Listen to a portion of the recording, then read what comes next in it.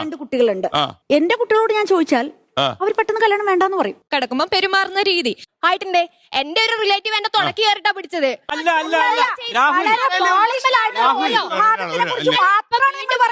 വാക്ക് വിളിക്കണ്ട. നിങ്ങളെ കുടുംബം എന്ന് പറയും തന്നെ ഒരാണ് പെണ്ണ് കുട്ടി മാത്രമേ ഞങ്ങളെ മനസ്സിൽ പോലും വരുന്നുള്ളൂ. ആദ്യം തൊട്ട് ദയവ് ചെയ്ത് ഒന്ന് കുറച്ചൊക്കെ മാറ്റി ചിന്തിക്കൂ. എന്താണ് പെങ്ങളെ മാറ്റി ചിന്തിക്കേണ്ടത്?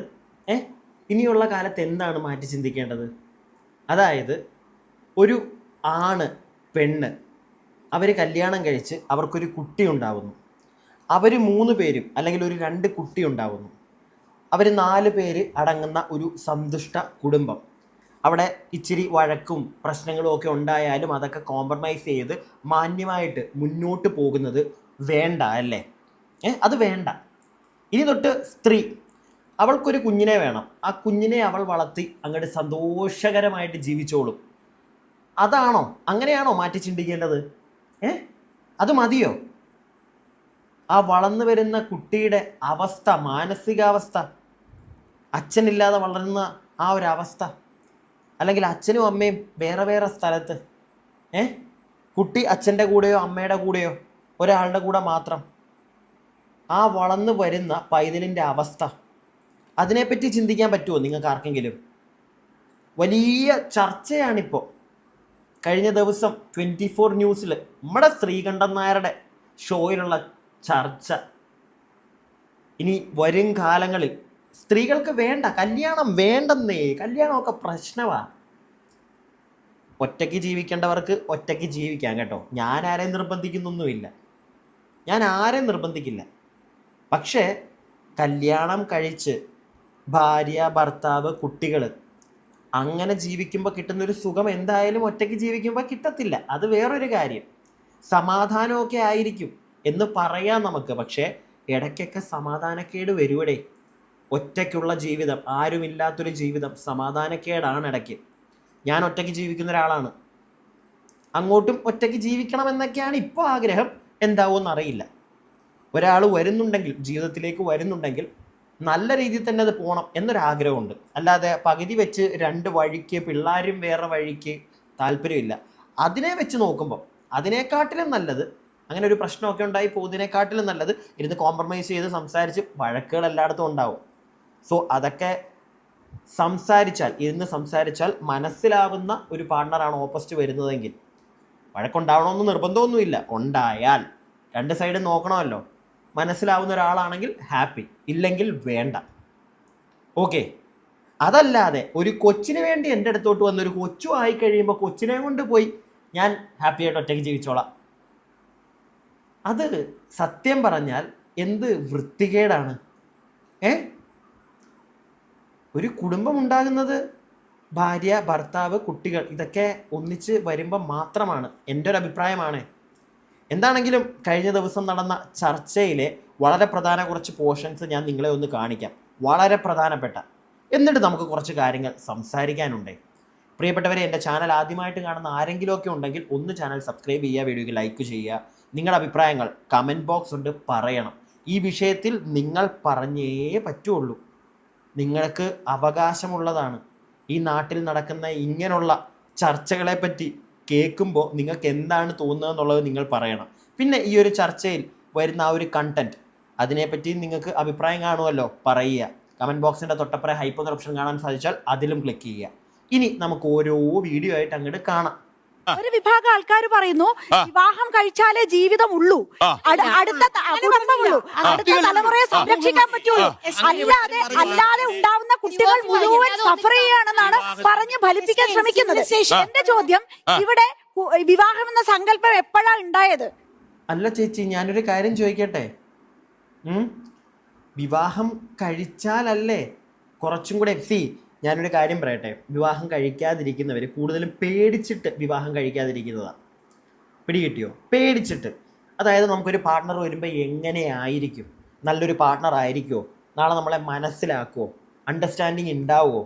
ഇതൊക്കെ പേടിച്ചിട്ടായിരിക്കും കൂടുതലും പേര്. ഇല്ലെങ്കിൽ ഒരു റിലേഷൻ ബ്രേക്കായി അയാളിൽ നിന്ന് ചിലപ്പോൾ നമ്മൾ നല്ല രീതിയിൽ നമുക്ക് ലൈഫ് തന്നെ ഇനി ഒരാൾ വേണ്ട, അങ്ങനെ മടുപ്പടിച്ച് നിൽക്കുന്ന ആളുകളായിരിക്കും.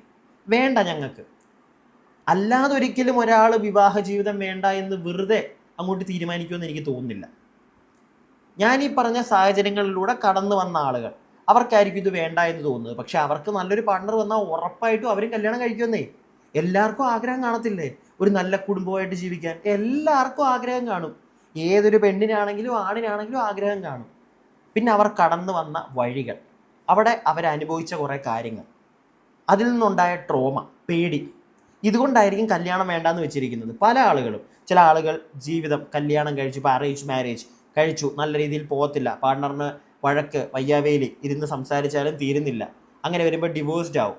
അപ്പോൾ അവർക്ക് വേറൊരു കല്യാണം കഴിക്കാൻ ചിലപ്പോൾ മടിയായിരിക്കും, പേടി കാണും. ചില ആളുകൾ കുറച്ച് കഴിയുമ്പോൾ വീണ്ടും കല്യാണം കഴിക്കുന്നു, ഇല്ലേ? എന്നാലും കല്യാണം കഴിക്കുന്നവരുണ്ട്. ചിലവരൊക്കെ 5ഉം 8ഉം കെട്ടുന്നവരുണ്ട്. എന്തുകൊണ്ടാ? ഒരു രീതിയിൽ ഭൂരിഭാഗം ആളുകളും പറയും മറ്റേ സോക്കേട്. പക്ഷെ അത് മാത്രമല്ല, ഒരു പാർട്ണർ വേണം. നമ്മുടെ കൊച്ചു കൊച്ചു സങ്കടങ്ങൾ പറയാൻ, സന്തോഷങ്ങൾ പറയാൻ ഒരാളുള്ളത് നല്ലതൊക്കെ തന്നെ. പക്ഷെ പറ്റുന്ന ഒരാളായിരിക്കണം. അത്രേ എനിക്ക് പറയാനുള്ളൂ. ബാക്കി കേൾക്കാം. ഇപ്പൊ കേരളം നമുക്കറിയാം. ഞാനൊന്ന് കംപ്ലീറ്റ് ചെയ്തോട്ടെ. ഇവിടെ വിവാഹം എന്ന സങ്കല്പം ഉണ്ടായിരുന്നില്ല. ഇവിടെ സംബന്ധം ഉണ്ടായിരുന്നു. പല ജാതികൾക്കനുസരിച്ച് അല്ല, അതിൽ നിന്ന് കാലത്തിനനുസരിച്ചിട്ടുള്ള പുരോഗമനപരമായ ചിന്താഗതികളിലൂടെ പതുക്കെ മാറ്റം വന്നതാണ്. 500 വർഷം മുമ്പ് കല്യാണം ഇല്ലായിരുന്നോ? അങ്ങനെയല്ല ഞാൻ പറഞ്ഞത്. മാറ്റം വന്ന് ഇന്ന് ഈ അവസ്ഥയിൽ 1000 വർഷം മുമ്പ് ആർക്കില്ല. പറയുന്നത് എന്താറിയാമോ? ഒരു ചെറിയ സെക്ഷൻ ഓഫ് സവർണ ഹിന്ദുസിൽ പറ്റിയ തെറ്റുകൾ സാമാന്യവൽക്കരിക്കുക. 1000 വർഷം മുമ്പ് ക്രിസ്ത്യാനികൾ കല്യാണം കഴിച്ചില്ലേ? 1000 വർഷം മുമ്പ് മുസ്ലിങ്ങൾ കല്യാണം കഴിച്ചില്ലേ? സവർണ ഹിന്ദുക്കളുടെ ഇടയിലുള്ള ചില തെറ്റായ പ്രവണതകൾ എല്ലാവരിലേക്കും ആ ചേച്ചിക്ക് എന്തോ പ്രശ്നമുണ്ടെന്നാ കേട്ടോ എനിക്ക് തോന്നുന്നത്. ഞാൻ പറഞ്ഞ ആ ഒരു കാറ്റഗറിയിൽ വരുന്ന ആ ചേച്ചി. അവർ പറയുന്നത് ഞാൻ കേട്ടായിരുന്നു. വലിയൊരു ഇൻ്റർവ്യൂ ആണ്, എല്ലാം കൂടെ കുത്തിക്കയറ്റാൻ വയ്യാത്തതുകൊണ്ടാണ് അവർ കല്യാണമൊക്കെ കഴിച്ചതാണ്. പക്ഷേ ഡിവോഴ്സ്ഡായി. ഇങ്ങനെയുള്ള ചില ആളുകളുണ്ട്, അവർക്ക് ചിലപ്പോൾ നല്ല ട്രോമകൾ കാണും. അതുകൊണ്ടായിരിക്കും ഇവർ ചിലപ്പം മൊത്തത്തിൽ അങ്ങ് വിവാഹത്തെ എതിർക്കുന്നത്. വർഷങ്ങളായിട്ട് വിവാഹം എന്ന് പറഞ്ഞ പരിപാടിയൊക്കെ ഉള്ളതാണ്. അങ്ങ് രാമലക്ഷ്മണന്മാരുള്ള കാലം തൊട്ട് ദൈവങ്ങളൊക്കെ ഉള്ള ടൈമിൽ ഇല്ലേ കല്യാണം? അത് വേണം ചേച്ചി. ചേച്ചിയുടെ മക്കളോടാണെങ്കിലും ചേച്ചി പറയുമ്പോഴത്തേക്ക് അവർക്ക് കല്യാണം വേണ്ട എന്ന് പറയുന്നത് അവർ ചിലപ്പോൾ കണ്ടു വളർന്നത് ഒരു ട്രാജിക് ഫാമിലി ലൈഫായിരിക്കും. പിന്നെ അങ്ങനെ ഒരു കാറ്റഗറി ഓഫ് കുട്ടികളും ഉണ്ട് കേട്ടോ. അവർ കല്യാണം വേണ്ട എന്ന് പറയുന്നത് ചിലപ്പോൾ അവരുടെ അച്ഛൻ അമ്മയുടെ ഒക്കെ റിലേഷൻ വളരെ വേഴ്സ്റ്റായിട്ട് അവർ കണ്ടപ്പോൾ നാളെ അവരുടെ ലൈഫിലും ഇതൊക്കെ തന്നെ സംഭവിച്ചേക്കാം എന്ന് പേടിച്ചിട്ട് വിവാഹം വേണ്ട എന്ന് പറഞ്ഞിരിക്കുന്നവർ കാണും. അവർക്ക് നല്ലൊരു പാർട്ട്ണറൊക്കെ കിട്ടിക്കഴിഞ്ഞാൽ അവർ ഹാപ്പി ആയിട്ട് മുന്നോട്ട് പോകും. പോകത്തില്ലേ? പോകും. 1000 വർഷം മുമ്പ് ഇവിടെ മുസ്ലിങ്ങൾ നമ്മുടെ നാട്ടിലെ സവർണ ഹിന്ദു ജനവിഭാഗങ്ങളിൽ ചില തെറ്റുകൾ പറ്റിയിട്ടുണ്ടില്ലെന്ന് പറയുന്നത്. പക്ഷേ ബാക്കിയുള്ള എല്ലാ ജനവിഭാഗങ്ങളും കല്യാണം അടക്കമുള്ള കാര്യങ്ങൾ കഴിച്ചിട്ടില്ലേ? ഒരു ചെറിയ സവർണ ഹിന്ദു സമൂഹത്തിൽ പറ്റിയ തെറ്റ് കാര്യങ്ങളെ എടുത്ത് സാമാന്യവൽക്കരിച്ച് കല്യാണമില്ലായിരുന്നില്ല, പണ്ട് ഇവിടെ ആരും മേൽമുണ്ട് ധരിക്കാറില്ല, പണ്ട് ഇവിടെ എല്ലാവരും ഇന്ത്യ എന്ന് പറയുന്നതിന് എന്താ അർത്ഥം? യഥാർത്ഥത്തിൽ ഒരു സവർണ പാട്രിയാർക്കി. അങ്ങനെയല്ലേ ചേച്ചി? അങ്ങനെയാണ് ചേച്ചി. ചേച്ചി പറഞ്ഞു വരുന്നത് മൊത്തം അങ്ങനെയാണ്. വിവാഹം അതെന്തോ വലിയൊരു പ്രശ്നമാണ് എന്നൊരു തരത്തിലേക്ക് ചേച്ചി പറഞ്ഞു വെക്കുന്നുണ്ട് പല സ്ഥലങ്ങളിൽ. എന്തിനാണെന്ന് എനിക്കും മനസ്സിലായിട്ടില്ല. മറുപടി ഈ കാര്യങ്ങളെ കാലോചിതമായി നമ്മൾ മാറ്റം വരുത്തിയിട്ടുണ്ട്. വെറുതെ അല്ല, ഒരുപാട് ഫൈറ്റ് ചെയ്തിട്ട് തന്നെയാ. മാറുമറയ്ക്കെതിരെ നടന്ന സമരം അറിയാലോ. ആദ്യമായി മേൽമുണ്ട് ധരിച്ച സ്ത്രീകളെ പണിഷ് ചെയ്തിട്ടുണ്ട് ഇവിടെ. ഒരുപാട് അല്ല, ഞാൻ മേൽമുണ്ട് ധരിക്കാനുള്ള അവകാശത്തിനാണ് ഈ മാറുമറക്കൽ സമരം. അതൊക്കെ എനിക്കറിയാം. സ്ത്രീകൾ തുണിയില്ലാതെ ബ്രിട്ടീഷുകാർ പോരാടാൻ പോയപ്പോൾ തുണിയില്ലാതെ പോയി നല്ല അതിനർത്ഥം. രാഹുൽ, ഇത് വെറുതെ പറയുന്നതാണ്. അതായത് പണ്ടത്തെ ആൾക്കാർ കേട്ടാ തെറ്റിദ്ധരിക്കും ഇവിടെ സ്ത്രീകൾ ഡ്രസ്സില്ലാതെ നടന്നത്. അങ്ങനെയല്ല. എന്റെ പൊന്ന് ചേച്ചി, അടിച്ചണ്ണാക്കി തരുന്നില്ലേ അപ്പുറത്തിരിക്കുന്ന ആള് രാഹുൽ ഈശ്വർ? നിങ്ങൾ എന്ത് പറയാൻ ഇറങ്ങിയാലും അതിന് ഓപ്പോസിറ്റ് നല്ല രീതിയിൽ തരുന്നുണ്ട്. മാറുമറക്കൽ സമരവും കൊണ്ട് ഇറങ്ങി അപ്പുറത്തുനിന്ന് തന്നു. ചേച്ചിയുടെ പറച്ചിലെന്നൊക്കെ പറഞ്ഞു കഴിഞ്ഞാൽ പണ്ട് തൊട്ടേ ഇവിടെ തുണി ഉടുക്കാതെ എങ്ങോട്ടാ പോകുന്നത്? കല്യാണത്തെ തുടങ്ങി അങ്ങ് മാറുമറക്കൽ സമരം വരെയൊക്കെ എത്തുന്നുണ്ട് ചേച്ചി, നല്ലതാ. പക്ഷെ മൊത്തത്തിൽ ചേച്ചിയുടെ കയ്യിൽ നിന്ന് ഇന്റർവ്യൂവിൽ പോകുന്നുണ്ട്. ബാക്കി പണ്ട് ചാന്നാർ വിഭാഗം സ്ത്രീകൾക്ക് അല്ലെങ്കിൽ ഫോർവേഡ് കാസ്റ്റ് സ്ത്രീകളെ പോലെ ഡ്രസ്സ് ധരിക്കാൻ അല്ലാതെ പണ്ട് ഇവിടുത്തെ സ്ത്രീകളെല്ലാം വിദേശികൾ വന്നപ്പോൾ ഡ്രസ് ഇല്ലാതെ പറയുന്ന ഇത്രേ ഉള്ളൂ. സമൂഹത്തിലുണ്ടായിരുന്ന പല കാര്യങ്ങൾക്കും എതിരെ ശക്തമായിട്ട് സമരം ചെയ്തിട്ട് തന്നെയാണ് നമ്മൾ മുമ്പോട്ട് വന്നിട്ട്. ഇപ്പൊ രാഹുൽ പറഞ്ഞു ഈ മാറുമറക്കൽ സമരത്തിനെ കുറിച്ച് എനിക്ക് ഒന്നും അറിയില്ല എന്നുള്ള രീതിയിലാണ് പറഞ്ഞത്. അങ്ങനെയല്ല, ആളാണ് ഞാൻ. അതുകൊണ്ട് തന്നെ അല്ല, അങ്ങനെയല്ല. അതുപോലെ സമൂഹത്തിൽ മാറ്റണം എന്ന് തോന്നുന്ന പല കാര്യങ്ങളെയും ഇവിടുത്തെ യുവത്വം തന്നെയാ മാറ്റിയിട്ടുള്ളത്. അപ്പൊ അത് ശക്തമായ പ്രതിഷേധങ്ങളുടെ. പക്ഷെ ഇവിടെ ഒരു വിഭാഗം പറയുന്നത് ഈ പുതിയ ജനറേഷൻ ചെയ്യുന്നത് മൊത്തം തെറ്റാണെന്നാണ്. അങ്ങനെ അവിടെ ആരും പറഞ്ഞു ഞാൻ കേട്ടില്ലല്ലോ. ഇന്റർവ്യൂ മൊത്തം, ഇന്റർവ്യൂ എന്നല്ല പറയുന്ന ഈ ഒരു ചർച്ചാ സെക്ഷൻ മൊത്തം ഞാൻ കേട്ടപ്പോൾ ആരും അങ്ങനെ പറയുന്നത് ഞാൻ കേട്ടില്ല. പുതിയ തലമുറ എടുക്കുന്ന ചില തീരുമാനങ്ങൾ, പ്രത്യേകിച്ച് ഈ വിവാഹത്തിൻ്റെ കാര്യത്തിൽ, അത് വേറൊന്നും കൊണ്ടല്ല. പലർക്കും ഞാൻ ഈ പറഞ്ഞതുപോലെ പേടിയാണ്. അത് ഒന്ന്, അവരുടെ ഫാമിലി ലൈഫ് അവിടെ നല്ല രീതിയിലായിരിക്കത്തില്ല അവർ കണ്ടിരിക്കുന്നത്, അച്ഛനമ്മ അല്ലെങ്കിൽ അവരുടെ ബന്ധുക്കളുടെ ഇടയ്ക്ക്, ചേട്ടൻ്റെ ഇടയ്ക്ക്. ഇനി അതല്ലെങ്കിൽ അവർക്കുണ്ടായിരുന്ന റിലേഷൻഷിപ്പ്, ഇതെല്ലാം ഭയങ്കര ഇനി ഒരു ജീവിതം എനിക്ക് വേണ്ട, ഒരു പാർട്ണർ വേണ്ട, ഒറ്റയ്ക്കാണ് സമാധാനം എന്ന് അവരെ തോന്നിപ്പിക്കുന്ന കുറേ കാര്യങ്ങൾ അവരുടെ ജീവിതത്തിലൂടെ പോയതുകൊണ്ട് മാത്രം എടുക്കുന്ന തീരുമാനമാണ് ഇനി ഒരാൾ വേണ്ട. അനുഭവം കൊണ്ട് പറയുക, അതുകൊണ്ടാണ്. മനസ്സിലായോ? പക്ഷേ എന്നെങ്കിലും അതിനൊരു മാറ്റം വന്നാൽ, ഒരു നല്ല പാർട്ണറെ കിട്ടിയാൽ ഉറപ്പായിട്ടും അത് ചൂസ് ചെയ്യും. ഞാൻ ചൂസ് ചെയ്യും, ഉറപ്പായിട്ടും ചൂസ് ചെയ്യും. എന്തിനാ ചൂസ് ചെയ്യാതിരിക്കുന്നത്? കാരണം ഒരു നല്ല കുടുംബ ജീവിതം അതെല്ലാവരുടെയും ആഗ്രഹം. ഒരു നല്ല കുടുംബ ജീവിതം എന്ന് പറഞ്ഞു കഴിഞ്ഞാൽ, ഞാൻ പോയി ഒരാളെ കെട്ടി അതിലൊരു കുഞ്ഞുണ്ടായി, കുഞ്ഞിനെ എൻ്റെ കൂടെ, ഭാര്യ വേറെ പോയി, ഒരിക്കലും അത് നല്ല കുടുംബജീവിതം ആവില്ല. ഞാൻ, എൻ്റെ വൈഫ്, എൻ്റെ കുട്ടി അല്ലെങ്കിൽ കുട്ടികൾ ഒന്നിച്ചുള്ളപ്പോഴാണ് നല്ലൊരു കുടുംബജീവിതം വന്നത്. അത് ഇന്നെന്നല്ല, എക്കാലവും എല്ലാവരും, എല്ലാ ആണാണെങ്കിലും ശരി പെണ്ണാണെങ്കിലും ശരി ആഗ്രഹിക്കുന്നൊരു കാര്യമാണ്. പിടികിട്ടിയോ? അതാരും ആഗ്രഹിക്കാതിരിക്കില്ല. വേണമെങ്കിൽ ചേച്ചിയെ പോലുള്ളവർക്ക് നിന്ന് കഥ പറയാം പല രീതിയിൽ. പക്ഷേ എവിടെയെങ്കിലും മനസ്സിൻ്റെ ഉള്ളിൽ കോണിൽ നല്ലൊരു കുടുംബജീവിതം ആഗ്രഹിച്ചിരിക്കും എല്ലാവരും.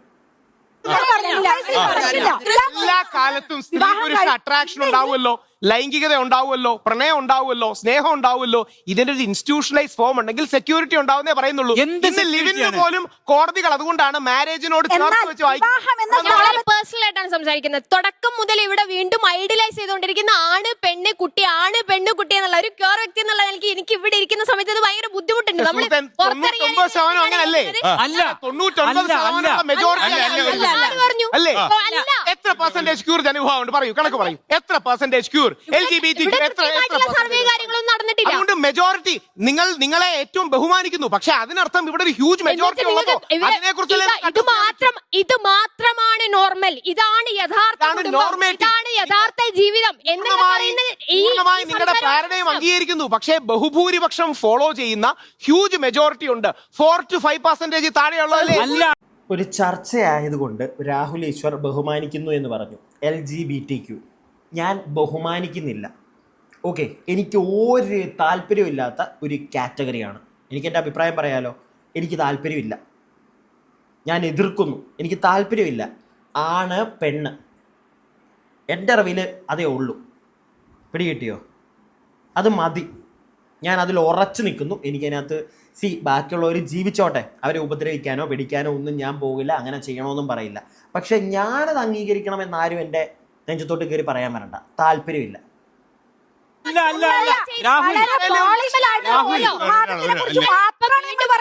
വാക്ക് വിളിക്കണ്ട, നിങ്ങളെ കുടുംബം എന്ന് പറയും തന്നെ ഒരാണ് പെണ്ണ് കുട്ടി മാത്രമേ ഞങ്ങൾ മനസ്സിൽ പോലും വരുന്നുള്ളൂ. ആദ്യം തൊട്ടേ ഇപ്പൊ ഇത്രയും നേരം ഇവിടെ സംസാരിക്കുമ്പോൾ ആണ് ഭാര്യ ഭർത്താവ് കുട്ടി, അല്ല ഭർത്താവ് കുട്ടി. ഒരു കാര്യം, ഭാര്യ ഭർത്താവ് കുട്ടി, ഓക്കെ, ഭാര്യ ഭർത്താവ് കുട്ടി, അതാണ് കുടുംബം. എന്നെ സംബന്ധിച്ചു, നിങ്ങളെ സംബന്ധിച്ചോ? നിങ്ങൾ താഴെ പറ, നിങ്ങളെ സംബന്ധിച്ച് എന്താ? അല്ലാതെ ഒരാണും വേറൊരാണും ഒരു കുട്ടി, അതാണോ കുടുംബം? അല്ലെങ്കിൽ 2 പെണ്ണ് ഒരു കുട്ടി, അതാണോ കുടുംബം? എനിക്കതിനെ കാണാൻ ഇത്തിരി ബുദ്ധിമുട്ടുണ്ട് കേട്ടോ. എനിക്കതിനെ അങ്ങനെ കാണാൻ ഇച്ചിരി ബുദ്ധിമുട്ടുണ്ട്. ആയിട്ടുണ്ട്. എന്റെ ഒരു റിലേറ്റീവ് എന്റെ തുടക്കി കയറിട്ടാ പിടിച്ചത്. എനിക്ക് അന്ന് എന്റെ ഏട്ടനല്ലേ, ഇയാളിങ്ങനെ ചെയ്യില്ലല്ലോ, പേട്ടച്ചറിയാത്ത ആളൊന്നല്ല ഞാൻ. പക്ഷെ ഇങ്ങനെ ആയതുകൊണ്ടാണ് ഞാൻ കൺഫ്യൂസ്ഡ് ആയത്. അതുകൊണ്ട് തന്നെ ഗുഡ് ടച്ച് ബാഡ് ടച്ച് അല്ലെങ്കിൽ നിങ്ങളെ പ്രൈവറ്റ് പാർട്ടിലോട്ടാണോ കൈ നീളുന്നത് എന്നുള്ളതല്ല, ആ ടച്ച് നിങ്ങൾക്ക് കിട്ടിയ സമയത്ത് നിങ്ങൾക്ക് എന്താണ് ഫീൽ ചെയ്തത്? നിങ്ങൾക്ക് സേഫ് ആയിട്ടാണോ അൺസേഫ് ആയിട്ടാണോ ഫീൽ ചെയ്തത്? അത് അൺസേഫ് ആയിട്ടാണ് ഫീൽ ചെയ്തത്. എഡ്യൂക്കേഷനിൽ ഇന്റർനാഷണൽ ഗൈഡ് ലൈൻസ് ഉണ്ട്.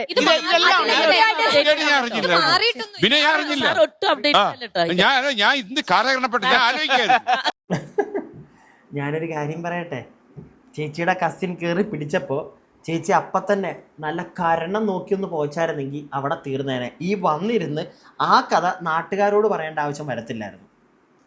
മനസ്സിലായോ? ചേച്ചിയാണോ ചേട്ടൻ, ഹൂവർ ഇറ്റ് ഈസ്, ആ കഥ വന്നിരുന്ന് പറയേണ്ട അവസ്ഥ വരത്തില്ലായിരുന്നു. ഞാൻ എന്താ പറയാൻ ശ്രമിച്ചെന്ന് വെച്ചാൽ എന്താണ് പറഞ്ഞു വരുന്നത്? അത് ഡ്രൈവിംഗ് സ്കൂളാണ്.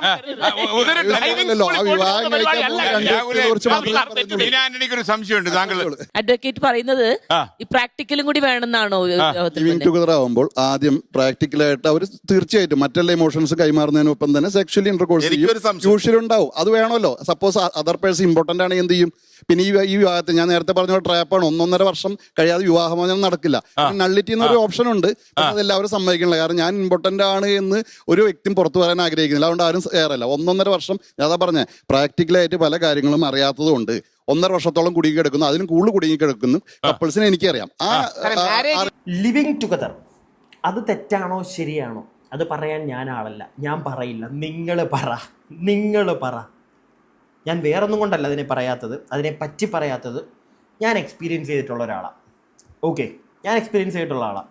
എനിക്ക് എൻ്റെ പേഴ്സണൽ അനുഭവമല്ലേ ഷെയർ ചെയ്യാൻ പറ്റുള്ളൂ. ഞാനത് ഷെയർ ചെയ്യുന്നില്ല. കാരണം ഓരോരുത്തർക്കത് ഓരോ രീതിയിലാണ്. പക്ഷെ ഞാനൊരു കാര്യം പറയാം. കുടുംബം അത് പ്രോപ്പറായിട്ട് നല്ല രീതിയിൽ ഒരു ഭാര്യ, ഭർത്താവ്, കുട്ടി അത് വേണമെങ്കിൽ ഒരു മാരേജ് ലൈഫ് തന്നെ ചൂസ് ചെയ്യണം. ഒരിക്കലും ഒരു ലിവിങ് ടുഗദറിൽ എത്രത്തോളം അത് വർക്കൗട്ട് ആവും ഞാൻ വിശ്വസിക്കുന്നില്ല. ഓക്കെ, ചിലപ്പോൾ 2 പേരൊന്നിച്ച് നിൽക്കുമ്പോൾ ഒരു കുട്ടി വന്നേക്കാം. പക്ഷേ മാരേജ്, അങ്ങനെ ഒരു കുട്ടിയുടെ ഒരു സാഹചര്യം വരികയാണെങ്കിൽ പോലും കല്യാണം കഴിക്കുക, അതിനുശേഷം മുന്നോട്ട് പോവുക, അതായിരിക്കും പെർഫെക്റ്റ്. ഇത് എൻ്റെ മാത്രം അഭിപ്രായം. ബാക്കി അപ്പം അവരുടെ ഒരു അപ്രോച്ച് മാറുന്നതായിട്ട് ദീപിക ശ്രദ്ധപ്പെട്ടിട്ടുണ്ടോ? 2 രീതിയിൽ കാണാം സർ. അപ്രോച്ച് മാറി വരുന്നത് ഒരു പ്രോഗ്രസീവ് ആയ ഒരു കാര്യം തന്നെ, അത് ആവശ്യമുള്ള ഒരു കാര്യം തന്നെയാണ്. ഇപ്പൊ പലരും പറയാറുണ്ട് ഡൈവോഴ്സ് റേറ്റ്സ് ഒരുപാട് കൂടി വരുന്നു, അത് ശരിക്കും വിവാഹത്തിന്റെ ഫെയിലിയർ അല്ലേ എന്ന്. ശരിക്കും അതിനെ മറ്റൊരു രീതിയിൽ നോക്കുകയാണെങ്കിൽ അത് മാരേജ് എന്ന് പറയുന്ന ഒരു സബ്ജക്ട് മാറ്റി നിർത്തിയാൽ ഡൈവോഴ്സ് റേറ്റ്സ് എന്ന് പറയുന്നത് നമ്മുടെ ഒപ്പീനിയൻ തുറന്നു പറയാൻ ഇപ്പോഴത്തെ കുട്ടികൾ കൂടുതൽ താല്പര്യപ്പെടുന്നു എന്നുള്ളതിന്റെ ഒരു സൂചന കൂടിയാണ് ഡൈവോഴ്സ് റേറ്റ്സ് കൂടി വരുന്നത്. അതുകൊണ്ട് തന്നെ ആ ഒരു ചിന്താഗതിയിലുള്ള മാറ്റവും മുൻപോട്ട് പോകുക എന്നുള്ളത് നല്ല കാര്യം തന്നെയാണ്. പക്ഷെ അതോടൊപ്പം തന്നെ ഈ വിവാഹം എന്ന സ്ഥാപനം ഇല്ലാതാക്കണോ എന്ന് ചോദിച്ചു കഴിഞ്ഞാൽ 100% അങ്ങനെ പാടില്ല. അത് എന്ന് തന്നെയാണ്. അങ്ങനെ നിൽക്കണം. രാഹുലെ, ഇതൊരു വ്യവസ്ഥാപിത ഇടപാടായിട്ട് മുന്നോട്ട് പോകണം എന്ന് പറയുമ്പോൾ ഇതിന്റെ ഒരു ലൈബിലിറ്റി ഏറ്റെടുക്കാൻ പുതിയ തലമുറയ്ക്ക് താല്പര്യമില്ല. താല്പര്യം കുറയുന്നു എന്നുള്ള കാര്യത്തിൽ നമുക്ക് സംശയമില്ല. ഇപ്പൊ എല്ലാവർക്കും അറിയാം മാരേജ് പഴമക്കാരുടെ കാര്യം പോക്കാണോ. പക്ഷെ എന്റെ പ്രശ്നം എന്ന് പറഞ്ഞാൽ കല്യാണം ഇല്ലെങ്കിൽ കുടുംബം ഉണ്ടാവില്ല, കുടുംബം ഉണ്ടാവില്ലെങ്കിൽ കുട്ടികൾ ഉണ്ടാവില്ലെങ്കിൽ വെർച്വലി ഒരു നാടുണ്ടാവില്ല. അപ്പം കേരളം ഈ രീതിയിലാണ് പോകുന്നതെങ്കിൽ അടുത്തൊരു 125 വർഷത്തിനകം നമ്മുടെ തിരുവിതാംകൂർ, കൊച്ചി ഭാഗങ്ങളൊക്കെ ഓൾമോസ്റ്റ് ശൂന്യമാകും. ഇപ്പം തന്നെ പല വീടുകളും തിരുവിതാംകൂർ ഭാഗത്ത് ശൂന്യമായി കിടക്കുന്നത് കാണാം. അപ്പോ ഈ കല്യാണം എന്ന സ്ഥാപനം അതിന് ഒരുപാട് പോരായ്മകളുണ്ട്. പക്ഷേ നെഹ്റുജി ജനാധിപത്യത്തെ കുറിച്ച് പറഞ്ഞതുപോലെ ബെസ്റ്റ് അവൈലബിൾ സിസ്റ്റം എന്ന രീതിയിൽ ഇതില്ലെങ്കിൽ, affordable system and available system എല്ലാ കാര്യം കൊണ്ടും ഇല്ലെങ്കിൽ ഈ സമൂഹവും ലോകവും നിലനിൽക്കില്ല. ഇപ്പം യൂറോപ്പിൽ സംഭവിക്കുന്ന യഥാർത്ഥത്തിൽ ഈ കൊളാപ്സാ. എന്തുകൊണ്ടാണ് നമ്മുടെ ആൾക്കാർക്ക് അവിടെ ഇത്ര അവസരം കിട്ടുന്നത്? അവിടെ ജനസംഖ്യ കുത്തനെ കുറഞ്ഞുകൊണ്ടിരിക്കുക. നമ്മുടെ നാട്ടിൽ ഈ അന്യസംസ്ഥാന തൊഴിലാളികളടക്കം കൂടുതൽ വരാൻ കാരണം എന്താ? കേരളത്തിൽ പ്രത്യേകിച്ച് ഈ തിരുവിതാംകൂർ ഭാഗങ്ങളിലടക്കം ജനസംഖ്യ കുത്തനെ കുറഞ്ഞുകൊണ്ടിരിക്കുക. കൃത്യം കണക്ക് പറഞ്ഞാൽ കേരളത്തിൽ ഒരു വർഷം കണക്കെടുക്കുകയാണെങ്കിൽ, തിരുവിതാംകൂർ, കൊച്ചി ഭാഗങ്ങളിൽ എടുക്കുകയാണെങ്കിൽ ഓൾമോസ്റ്റ് ഓരോ ദിവസവും 247 മുതൽ 250 ആൾക്കാർ വരെ കുറഞ്ഞുകൊണ്ടിരിക്കുക. അപ്പൊ ഇത് ഗവൺമെന്റിന്റെ കണക്കാണ്. ജനിക്കുന്നവരെ കാട്ടി എണ്ണം മരിക്കുന്ന കണക്കുണ്ട്. മലബാർ ഭാഗങ്ങളിൽ മാത്രം അതിന് വ്യത്യാസം. അല്ല, കണക്കനുസരിച്ച് ഇവിടെ ആളുകളുടെ എണ്ണം കുറയുന്നത് അത് സത്യം പറഞ്ഞാൽ ഈ നാട് വിട്ട ആൾക്കാർ ഓടിപ്പോകുന്നതുകൊണ്ടാണ്. ഉള്ള കാര്യം പറയാമല്ലോ, എനിക്കത് തോന്നിയിട്ടുണ്ട്. ഇവിടെ നിൽക്കണ്ട ഭൂരിഭാഗം ആളുകൾക്കും. അതിന് കുറേ ആളുകൾ പറയുന്ന ഒരു എക്സ്ക്യൂസ്, ഇവിടെ ജോലി സാധ്യതയില്ല, പൈസ പ്രോപ്പറായിട്ട് കിട്ടുന്നില്ല. അതൊരു എക്സ്ക്യൂസ് അല്ല, സത്യമാണ് സത്യം പറഞ്ഞാൽ. അല്ലേ?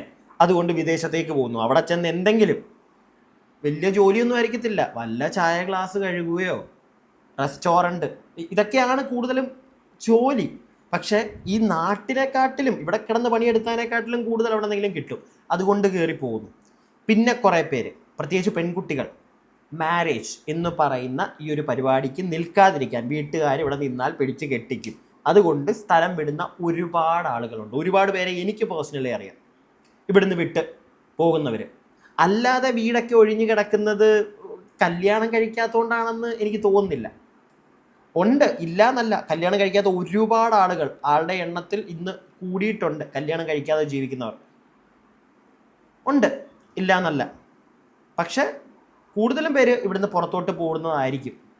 ഇതൊരു റിയാലിറ്റിയാണ്. ഇത് കണ്ടില്ലെങ്കിൽ കേരളം ഒഴിഞ്ഞു പോവും, കേരളം കാട് കയറും എന്നൊരു സത്യം ഉണ്ട്. അത് നമ്മൾ മറക്കരുത്. അനിൽജോസേ, ഇത് അനിൽജോസിന് നേരെയുള്ള വെല്ലുവിളിയാണ്. തീർച്ചയായിട്ടും ഈ പറഞ്ഞ കാര്യങ്ങളോട് സ്നേഹത്തോടുകൂടി എതിർക്കാണ്. ഒന്ന്, കല്യാണമില്ലെങ്കിൽ കുടുംബം ഉണ്ടാവില്ല. ഈ ഒരു വ്യവസ്ഥ വേണോ? ഒട്ടും ആവശ്യമില്ല. ലിവിംഗ് ടുഗദർ ആയിട്ട് എത്ര കാലമായി? നമ്മളിപ്പോ 4 വർഷമായി. 4 വർഷമായി. അല്ല, ഇതൊരു MOU ഒക്കെ ഒപ്പിട്ട് മുന്നോട്ട് പോവാണോ അതോ പോകുന്നതാണ് ഏറ്റവും നല്ലത്? അല്ല, എന്തെങ്കിലും ഉണ്ടോ? ഒരു ഉടമ്പടി ഉണ്ടോ നിങ്ങൾ? ബാക്കിയുള്ളവരോടൊന്ന് അറിയട്ടെ അതെങ്ങനെ നടക്കുന്നുള്ളത്. തീർച്ചയായിട്ടും സർ, ഓരോരുത്തരും ഇൻഡിവിജ്വൽസ് ആണ്, ഓരോ വ്യക്തികളാണ്. ഇപ്പൊ നേരത്തെ പറഞ്ഞതുപോലെ തന്നെ, ഞാൻ പറഞ്ഞതുപോലെ സ്ത്രീകൾക്ക് അവരുടെ അഭിപ്രായം പറയാൻ ചാൻസ് കിട്ടിയാൽ പോലും തകർന്നു പോകുന്ന ഒരു സംവിധാനമാണ് ഈ വിവാഹം. സ്ത്രീകൾക്ക് അതൊക്കെ പഴയ കാലമല്ലേ? ഇപ്പോഴും സാറെ സൂക്ഷിച്ച് സംസാരിച്ചില്ലെങ്കിൽ രാത്രിയിൽ പാമ്പ് വരും, ആരെ കൊല്ലാൻ വന്നതുപോലെ, അല്ലെങ്കിൽ കൊട്ടേഷൻ കൊടുക്കും. അല്ല, നമ്മളിപ്പോ 5 പാമ്പിനെ കയറ്റിയല്ലോ, ഇപ്പൊ UP-ൽ ഒരുത്തൻ പാമ്പിനെ കയറ്റി. അതൊരു ലേഡിയാ നടന്നുകൊണ്ടിരിക്കുകയാണ്. അതാണ് ആര് ചെയ്യുന്നു എന്നുള്ളതല്ല. ഇപ്പം വിവാഹമില്ലെങ്കിൽ കുടുംബമില്ല എന്ന് പറയുന്നത് ഇത്രയും കാലത്തെ ഈ നാട് മുടിഞ്ഞു പോകുന്ന രാഹുൽ, അത് ന്യായമാണ്. പക്ഷേ വിവാഹമില്ലാതായാലാണ് കുടുംബമില്ലാതാകുക എന്ന് പറയുന്നത് ഇത്രയും കാലത്തെ മനുഷ്യരുടെ മുഴുവൻ ചരിത്രത്തെ റദ്ദ് ചെയ്യാണ്. ഈ വിവാഹം എന്നാ ഉണ്ടായത്? ഈ ടെക്സ്റ്റൈൽ ഷോപ്പുകാരും ജ്വല്ലറി ഷോപ്പുകാരും കൂടിയല്ലേ സാറേ ഈ വിവാഹമൊക്കെ ഉണ്ടാക്കി വെക്കുന്നത്? മനുഷ്യന്മാർ തമ്മിൽ സ്നേഹത്തോട്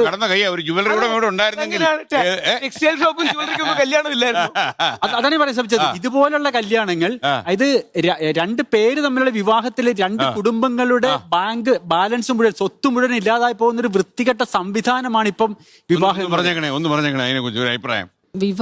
വിവാഹം വേണ്ട എന്നുള്ളത് തന്നെയാണ് എന്റെയും കൺസെപ്റ്റ്. വിവാഹം കഴിക്കുകയാണെന്ന് ഒരു ബാക്ക്ഗ്രൗണ്ട് പരിശോധിച്ചാൽ തീരുമാനം എടുക്കാൻ എന്തായിരുന്നു കാര്യം? 2 പേരും ലിവിങ് ടുഗദർ ആണേ. ഇപ്പൊ സംസാരിച്ച ചേട്ടനും ചേച്ചി അത്യാവശ്യം നരയൊക്കെ വന്നു. നരയൊക്കെ വരുമ്പോഴത്തേക്ക് ഞാൻ വിചാരിച്ചു അറിവ് കൂടുമായിരിക്കുമെന്ന്. നേരെ തിരിച്ചാണ് സംഭവിച്ചിരിക്കുന്നത്. ജ്വല്ലറിക്കാരും തുണിക്കടക്കാരും ഒക്കെയാണെന്ന് കല്യാണം എന്ന് പറയുന്ന സെറ്റപ്പ്, വിവാഹം എന്ന സെറ്റപ്പ് കൊണ്ടുവന്നതെന്ന്. ഈ ജ്വല്ലറിയും ഈ തുണിക്കടയൊക്കെ വരുന്നതിന് മുമ്പ്, വർഷങ്ങൾക്ക് മുമ്പ് വിവാഹം നടന്നിട്ടില്ലേ ആചാരപ്രകാരമൊക്കെ? അതിനെപ്പറ്റിയൊന്നും അറിയത്തില്ലായോ? പിന്നെ 2 പേർക്കും വിവാഹം വേണ്ട, ലിവിങ്ങിൽ ഉള്ളത് കൊണ്ടായിരിക്കാം. നിങ്ങളുടെ അഭിപ്രായത്തോട് ഞാൻ അങ്ങോട്ട് മൊത്തത്തിൽ എഴുതി തള്ളുന്നില്ല. നിങ്ങൾക്ക് നിങ്ങളുടെ ഇഷ്ടങ്ങളുണ്ടല്ലോ, നിങ്ങളത് പറയുന്നു. അതുപോലെ തന്നെ ഇപ്പുറത്തെ സൈഡിൽ നിന്ന് ഞാൻ നോക്കുമ്പോൾ 2 പേര് കല്യാണം കഴിക്കുമ്പോൾ, ഒരാണും പെണ്ണും കല്യാണം കഴിക്കുമ്പോൾ അവർ മാത്രമല്ല, നിങ്ങൾ 2 പേരും ലിവിങ്ങിൽ പോകുമ്പോൾ ചിലപ്പം ഫാമിലിക്ക് മൊത്തത്തിൽ അങ്ങോട്ട് സപ്പോർട്ട് ചെയ്യാൻ പറ്റണമെന്നില്ല.